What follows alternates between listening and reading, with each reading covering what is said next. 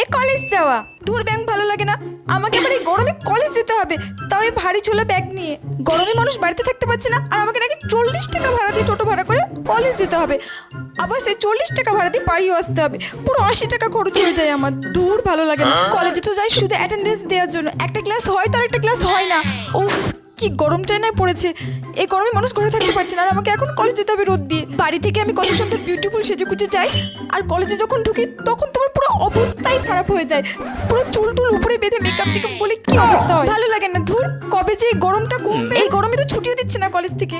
উফ, কবে যে গরমে ছুটিটা দেবে। তারপর দিয়ে কলেজ থেকে গাদা গাদা প্রজেক্ট দিচ্ছে, কি করব কিছুই বুঝতে পারছি না। তারপরে আবার সামনে সেমিস্টার আসছে, গরমে তো আমার অবস্থা খারাপ হয়ে যাচ্ছে। তারপর সেমিস্টার প্রজেক্ট সেমিস্টার প্রজেক্ট এই করতে করতে পাগল হয়ে যাবো। এই বাবা কথা বলতে বলতে কত না দেরি হয়ে গেল। ঠিক টাইমে না পৌঁছলে আমাকে অ্যাটেন্ডেন্স দিতেও দেবে না। তখন আমার শুধু শুধু কলেজ যাওয়াই হবে। উফ, কলেজ তো আমাকে যেতেই হবে। দূর ব্যাংক ভালো লাগে না।